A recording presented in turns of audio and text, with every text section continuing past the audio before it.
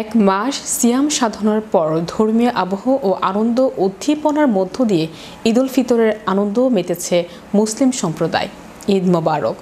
ধর্মপ্রাণ মুসল্লিরা পবিত্র রমজানে পুরো এক মাস রোজা পালন করেন। আজ সোমবার সকালে জামাতে মুসলমানরা ঈদের নামাজ আদায় করেছেন। এবার সিলেট জেলা ও মহানগর জুড়ে ৩,২৩৮ জামাত অনুষ্ঠিত হয়। এসব জামাতে বিপুল সংখ্যক ধর্মপ্রাণ মুসল্লি অংশ নেন। প্রতিটি জামাতে দেশ ও জাতি এবং মুসলিম উম্মার কল্যাণ কামনা করে বিশেষ মোনাজাত করা হয়। ইসলামিক ফাউন্ডেশন এবং জেলা ও মহানগর পুলিশ সূত্রে জানা গেছে, এবার সিলেট জেলা ও মহানগর জুড়ে ৩,২৩৮ জামাত অনুষ্ঠিত হয়। সিলেট মহানগরীতে প্রতিবারের মতো পবিত্র ঈদ উল ফিতরের প্রধান জামাত অনুষ্ঠিত হয় ঐতিহাসিক শাহী ঈদগাহ ময়দানে। এবার ঈদের প্রধান জামাত অনুষ্ঠিত হয় সকাল 8:30টায়।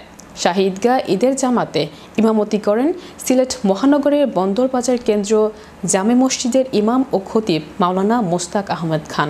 এর আগে নসিহত পেশ করেন একই মসজিদের ইমাম ও খতিব হাফিজ মাওলানা কামাল উদ্দিন।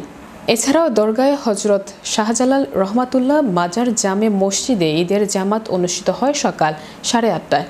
শাহী ঈদগাহে সিসিকের সাবেক মেয়র আরিফুল হক চৌধুরী সহ বিএনপি, জামায়াত, জাতীয় পার্টি সহ বিভিন্ন রাজনৈতিক দলের নেতৃবৃন্দ নামাজ আদায় করেন। ঈদের জামাতকে কেন্দ্র করে পুরো সিলেট জুড়ে নিরাপত্তা ব্যবস্থা ছিল কড়া। পুলিশ, র্যাব ও অন্যান্য আইনশৃঙ্খলা বাহিনীর সদস্যরা ঈদগাহ মসজিদ এলাকায় কঠোর নিরাপত্তার চাদরে ঢেকে রাখেন।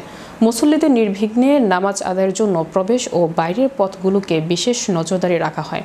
নামাজ শেষে ধর্মপ্রাণ মুসল্লিদের একে অপরের সঙ্গে কোলাকুলি ও শুভেচ্ছা বিনিময় করতে দেখা যায়।